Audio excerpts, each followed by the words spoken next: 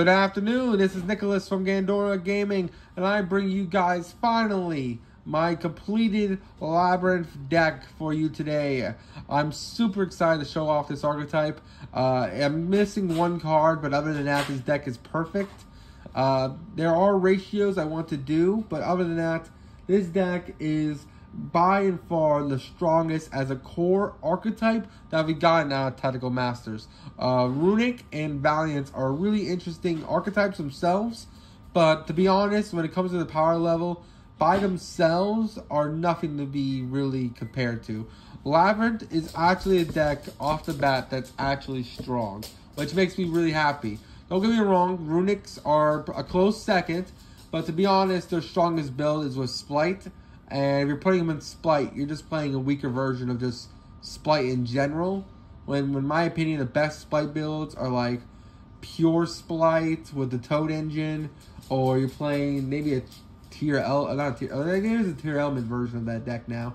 I don't know. Splight's all over the place when it comes to how to play the deck, but I feel like Runic Splight is probably one of the weaker builds. Prove me wrong in the comments below, but today we're discussing, to me, which is the strongest deck out of the three when it comes to raw support that we got in Tactical Masters. On release, this deck is quite powerful. I almost want to say it is not like, of course, when it comes to relevancy like Eldritch, but I would say it's on the power level of Eldritch. It's just in a format that's eclipsed Eldritch. You know what I mean?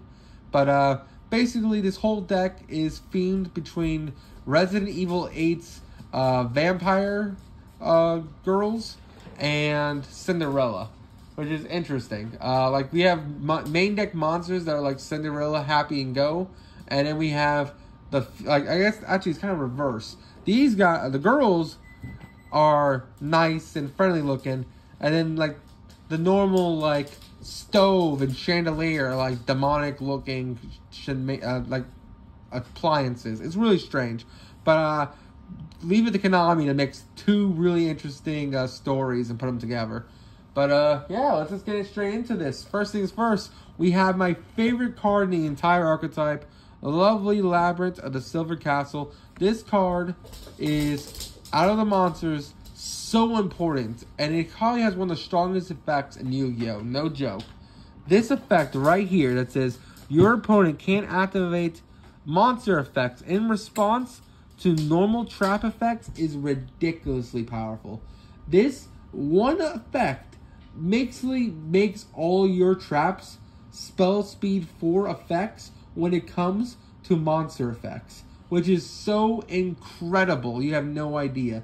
The fact that your opponent can't respond with monster effects to your traps means they're a sitting duck in this format. It doesn't matter how many negates they build, how many powerful monsters, Baron, doesn't matter. If this card says, as a continuous effect, you cannot respond to my normal traps, well then it doesn't matter how many negates they have. I'm compulsing your Baron. It is such a great card. The only downside to this card is that I wish it had a way to summon itself from hand without using Welcome Labyrinth. Other than that, this card is amazing. Or at least I summoned it from deck, I mean. We can summon it from hand a couple other ways and from grave. But from deck, there's only one way, which is a trap card, which we'll discuss when we get to the traps.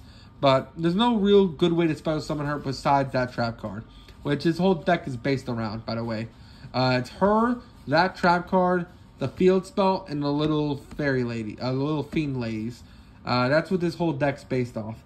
We don't play much of the other trap cards because, to be honest, when it comes to like generic support, I feel like there's only like 3 or 5 cards out of like the 8 or 9 they gave us that were actually good for this archetype.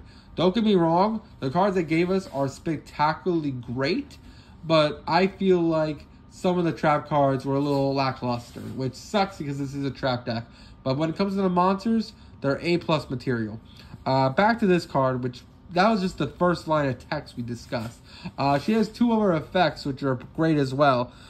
First effect that we would just discuss is continuous, but also has the effect where basically you can only use each of the following effects once per turn, but that's fine.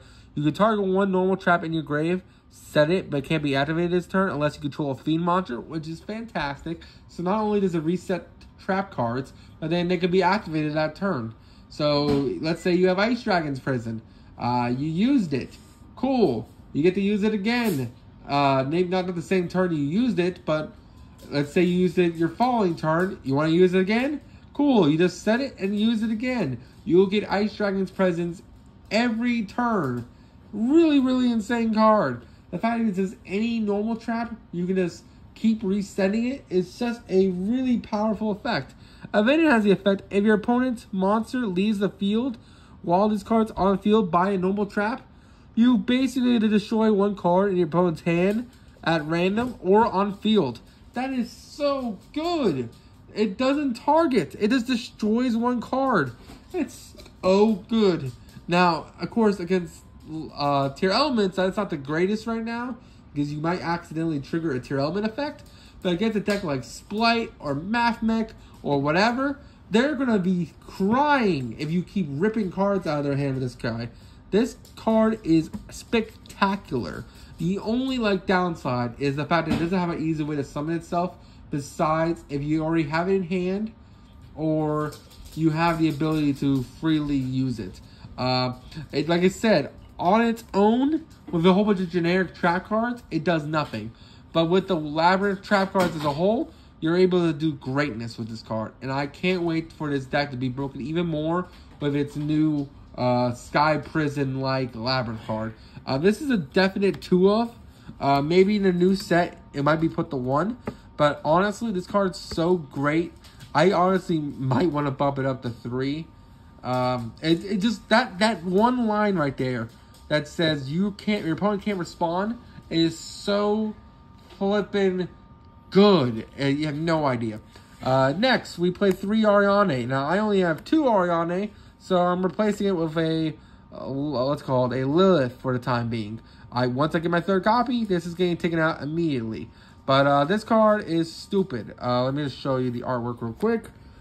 This is Ariana, the Labyrinth Servant. She is spectacular. She is also the heart and soul of this deck. Basically, she's a +2. Really good. When she's normal or special summoned, which is very easy to do every turn, you get to add 1 Labyrinth card from your deck to your hand. Yes, you can't add herself, but that doesn't matter because you just get to add whatever. You get to add her, you get to add her, you get to add any of the Labyrinth trap cards. Doesn't matter, you get to add it. Really strong effect. Second effect, which is also great, is if a monster leaves the field by your normal trap card effect, which, of course, we're playing a whole bunch of normal trap cards to insinuate this effect, hey, you get to draw 1, and then you get to activate one of these effects. Either spell summon a Fiend monster from your hand or grave, or you get to set 1 spell and trap, which is so flippin' good. There's a reason why she's a 3 of. The fact that habits after you draw 1 is great. Not only is it +1 again, so you get a +1 every turn every time you activate a trap card. When this card's on the field, you get to draw a card, which is great. But even if you don't have a Fiend monster special summon from grave or from hand, you get to set the trap card because you're most likely drawing into a trap card that you draw. So you draw 1, you draw a trap card, and then you get to set it. It's so good. I'm so happy this card exists. I do wish the artwork was a little better. I think her sister's actually has better artwork, but that's a whole other story. But this is such a powerful card. It is a level 4 Fiend, so there is some rank 4 shenanigans. Sadly, this deck does lock you into Fiend monsters, but that's fine. It's just a really, really strong card. I'm so happy this card exists. Next card. I can't believe more people aren't playing this card at 3. This card is amazing. Ariane, the Labyrinth Servant. Now we have Ariane and then we have Ariane. This card is also amazing. Definite 3 of. I don't know why people would play this thing at 2 or 1 or 0. I've seen some lists play this at 0. I think that's insane. This card is amazing. Not only does it share the same effect as Ariana, where basically if your opponent, if a trap card removes a monster from field, you get to draw 1, and then you get to either set that trap, or you get to special summon a Labyrinth from grave or from hand. But it has the effect where basically you send one normal trap from your hand to grave, or a set trap on the field to grave, and then you special summon a level 4 fiend from your deck. And that's so good. You know why? Because you can summon out Ariane, who then will trigger because it will special summon. This card looks like a neg, and then you realize you're plussing because you're summoning out Ariane, and you're getting a whole bunch of advantage that way. This is just another way to start your engine, and she's a mandatory 3-of. Yes, she's a neg 1. Yes, if she's hand trapped, that does hurt greatly. But honestly, it doesn't even matter. The discarding of trap cards does not matter in this archetype because our lovely Labyrinth can just keep resetting them. It's so crucial to have her online that it doesn't matter how we get there. As long as she's on the field back up with back row, we're set. We're going to be popping off like crazy. So to get to her, we got to get to her. And to get to her, we got to use her sometimes. It's just what you got to do. Really powerful card. This card is slept on. And when it comes to the servant cards, I think this one's really, really good. That is it for the main servant monsters. Now we talk about the furniture. We're only playing 2 of the furniture. I know there's 3 that exist. There's the chandelier, the stove, and the clock. We're not playing the clock in this build, but I have seen some builds where the new support comes in to play the clock. We're just not doing it for this. But there is arguments to be playing that clock card. First things first, 3 chandelier and 3 stove. I'm going to bring them both as the same card because they basically are the same card. They just do a little bit different things. They both have the effect where during either player's turn, you can send this card and another card from your hand to grave in order to basically set a trap card, a labyrinth trap from your deck, which is so good. And then if a trap card removes a monster from field, this one special summons itself, and then this one returns back to hand, which is really, really strong. Even though it might seem like a -1, the reason why it's so strong is because it gets your trap in rotation and allows you to interact going second. Because these cards allow you to set cards during your opponent's turn 1, it allows you to get advantages off, for example, Absolute King Blackjack, who I think is a mandatory 3-of in his deck as well, and is the last monster we're playing. By using these effects to send these cards to grave, you get multiple triggers. Not only will this not only set the top 3 cards of your hand correctly, so when I'll have to explain how good this guy is, but basically you want this guy to set this guy into grave in order to get all your advantage going, because this guy is nuts. Absolute King Blackjack was always good in Paleo, but in this deck it's absolutely insane. Basically, during your opponent's turn, quick effect, to banish this card from grave, escalate the top cards of your deck. If it's a normal trap card, set it. Otherwise, send this card to grave. So that set card can be activated during this turn. That is so good. And you know what its second effect is? When this card is set to graveyard, put the 3 top cards of your deck in any order. You know how good that is? That's basically saying, hey, any of these guys are a hand trap now. Because if you send him and him together, you're going to set a trap card directly from your deck, organize your top 3 cards in whatever order, to then plus and then interact with your opponent going second. That is so good. That is such a really powerful engine. God, I love these 9 cards right here. This whole archetype is really cool. I know we're playing a lot more monsters than you usually see in trap decks, but it's just so cool. These guys are great interaction. They all work together splendidly. And yeah, I feel like you'd be insane not to play these guys at 3. There's an argument to 2, but not playing it at all is stupid in my opinion. And yeah, these are really, really powerful cards. And I'm so happy these exist. Let's go on to the spell cards, which we're only playing 2 of. Those 2 being Welcome Labyrinth, which is a 2 of, and 3 Paw of Extravagance. These are the only spell cards we play. Extravagance is good because Prosperity is expensive. Say no more. And also because the fact that we don't really give a shit about the extra deck, since we're always locked into Fiends. Thus, we really don't care, and drawing 2 in a trap deck is better than searching for the 1-of trap card. we're not really playing floodgates, so drawing 2 interactive traps is better than looking for a floodgate, in my opinion. Welcome Labyrinth is insane, and it's hard to really explain how great this card is without explaining Welcome Labyrinth first. Welcome Labyrinth is the heart and soul of this deck, and this card gives this card effects, if that makes any sense. And it's really weird interaction they have. So let me explain Welcome Labyrinth real quick, because this is actually the heart and soul when it comes to the trap cards. This card basically says, special summon 1 Labyrinth monster from your deck. Also, until the end of the turn, after this card resolves, you can't special summon monsters from your deck or extra deck except fiend monsters, which doesn't matter because we're only carrying at the main deck dudes, which doesn't matter, all fiends. Then, if a monster leaves the field, you get to reset this card, but it can't be activated a turn it was set there. That's fine. The reason why this card is amazing is that it special summons out our lovely Labyrinth, which we can get this card off our dude.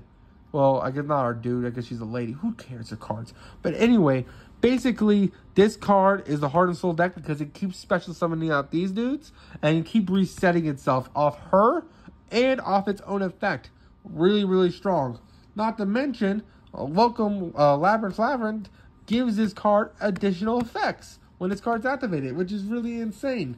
The reason why this is a 2 of and not a 3 of is that its effect is really, really strong, but in the context of this trap deck, if you open this card and no other Labyrinth cards, it's a brick. And that's why it's a 2 of. Basically what this card does, if you activate a Welcome Labyrinth normal trap, you give your Welcome Labyrinth an additional effect as this card resolves. So basically what it's saying is that if Welcome Labyrinth resolves, in the resolution of that effect, this card will give this card an effect. And since this already resolved, you can't negate it because it's the resolution effect. It's kind of like the Ice Dragon Mirror Jade. You know how that card blows up the field after the resolution? Well, since this card already activated and it's resolving, now this effect triggers, which is kind of interesting and really, really cool. And basically the effect it gives is that basically after it resolves, destroy 1 card on the field, so you can get to pop a card. And if you activate a non-Labyrinth trap card, so this is an artifact, except during the damage step, special summon 1 fiend monster from your hand or grave. So it's another way to special summon fiends from the hand or grave. And also it's popping a card. Really, really strong. And yeah, the fact this destroys 1 card on the field without targeting is great. Non-targeting removal is the best kind of removal. Yes, I know the Link 5 Goddess wants you to be targeted, but who cares about that card? This is incredible. The fact that it gives your Welcome Labyrinth removal triggers the other cards, which is great. It makes Welcome Labyrinth not only a special summon for your fiends, but then also, because of the field spell, allows you to get their effects off because a normal trap removed a monster on the field by effect. Really, really strong. It's a really cool archetype. And now we go on to our trap cards. Alright, now it's time to explain our trap lineup. I already explained Welcome Labyrinth, which is the best trap in our entire deck. But now it's time to explain the other ones. When it comes to the new traps we got in the new set, Archfiend's Glitchy Glitch is the only one, or Gashly Glitch? Not actually sure how to pronounce that one. It's the only actual playable trap card. I think the other ones are decent. They have really cool gimmicks, like one copies the other one's effect, which is really cool. Basically saying, let's say you activate Compulse, then you chain that trap card, or I think it works, I don't know how it works. It either works, you activate that trap card and then you chain Compulse. I'm not exactly sure how that works, but basically it copies the effect of the trap card, so you can do it multiple times. So basically, let's say you activate Compulse, you didn't activate the trap card, or you activate the trap card and then chain Compulse, I mean, that card effect becomes the Compulse. You get Compulse twice, which is really interesting. But on its own, it does nothing, and that's why we're not playing it. What we are playing, though, is Archfiend's Gashly Glitch, which I think out of the traps we did get is actually quite powerful. This card basically says, if you control a Fiend monster, target 1 card on the field, destroy it, and then if you do, send 1 Fiend monster from your deck to grave. That is so good, this format. Yes, destroying cards against tier elements isn't great, but destroying cards against Splight is excellent. You do not want to let a single level 2 hit the field And if they do hit the field, you want to murder them instantly. Because as long as the level 2's on the field, they will spam the field with them, and you'll be fucked. So you want to say, they summon multiple traps, you want to say, fuck that, let's stop that, shall we? And this card absolutely does that. Really, really strong effect. We're playing it as a 2-of, only for the fact that by itself, it does nothing. You have to control a Fiend monster in order to even activate it. That's why it's a 2-of, and we can always reset it off the main lady herself. We're playing a lot of 2-ofs in this deck. Another 2-of that we're definitely playing is Fiend Griefing. Fiend Griefing is really, really strong in this deck. Basically what it says is target one card in your opponent's graveyard, shuffle it back into deck, and then dump a Fiend monster. That is so good for so many reasons. Not only can it dump a Blackjack, which gets you a plus, not only you can also dump any of the Labyrinth monsters. Thus, when you trigger the Labyrinth cards, you can then special summon them onto the field. Thus, you basically tutor out free Labyrinth monsters from your graveyard, which is really, really solid. But it has a great effect where you're shuffling the important cards in your opponent's graveyard back into deck. That is so good. You're not banishing them, you're not destroying them, you're shuffling them back into deck. And against a deck like Tear Element, that's amazing. Shuffling back their cards when they try to fusion summon is so good. They tried to resolve the effect of the Tear Element. You say, fuck that, I'm shuffling back your Tear Element before fusion summon. Thus, you don't get your fusion summon and you activate it this turn. That is such a great counter to that deck. It's really, really strong and it gets you a plus multiple times. Thus, Fiend Griefing is a definite 2-of. Again, it's not a 3-of because we don't need it. At 3 because we can always keep resetting it off Welcome Labyrinth and also the other trap ladies. Next, we play Two-Dimensional Barrier. Don't you love it that you can always reset Dimensional Barrier? I love it too. And you only need 2 of it because, again, you could just keep resetting it. Now, Dimensional Barrier and Fiend Griefing do have the issue that since they're not removing cards on the field, you're not triggering the Labyrinth monster's effects in order to get a +1, which does suck. But I think these 2 cards are just so good this format, you have to be playing them. So the fact that you just keep resetting Dimensional Barrier against Tear Element, it's just a great effect to say, fuck you, Tear. And really good effect. It's also good against Spite. You just call XYZ. Of course, it's not the perfect against them, but it's still really, really strong. Next, we play Compulse, the sleeper underdog in the set. I was like wondering, why did they reprint this card in Tactical Masters? This card has like 100 reprints. Well, that's because this deck's synergy with Compulse is insane. Compulse, like I said, removes a card, bouncing it, which is so great this format because a lot of the tiers, they want to trigger on the field. So they have a boss monster, and you have your lovely lady here that can't respond to it. You bounce that Baron. You bounce their Mirror Jade. They can't respond, thus you win. Really, really good effect. Just really, really good. Again, it's a 2-of because we keep resetting it. I'm also trying out Terrors of the Overroot.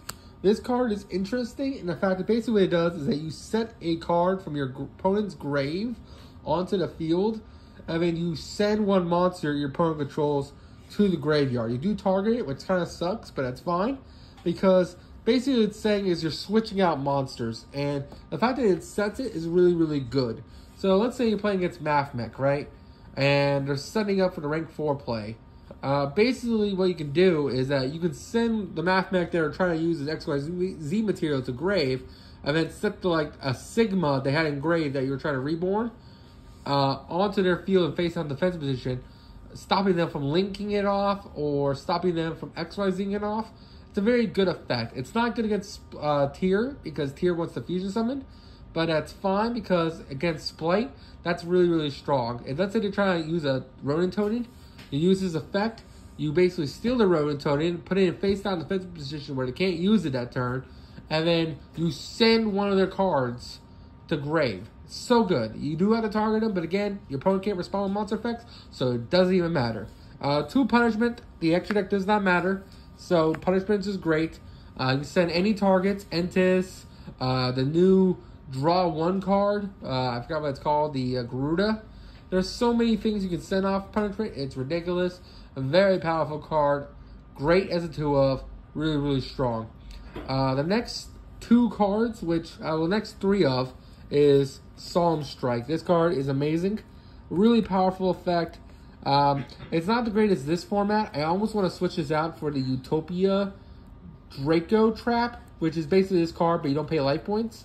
I kind of want to switch it for that. But Solemn Strike is just a generic card. It's just really good. It won't trigger off the Labyrinth cards, so it ain't the perfect in this deck. But Solemn Strike in general against Splites is just really, really strong. That's it for the main deck. I do want Ice Dragons in this deck, but I found out when recording, they're actually in my Altergeist deck right now, and I didn't feel like taking them out. So if you want, put 2 Altergeists, make this a 42 card deck, 2 Ice Dragons, make it a 42 card deck, and this is perfect. I feel like this trap lineup is spectacular in order to get the full amount of advantage off your trap cards. Ice Dragon being reset every turn and being used every turn is really, really strong. You're banishing not only their grave, but their field as well.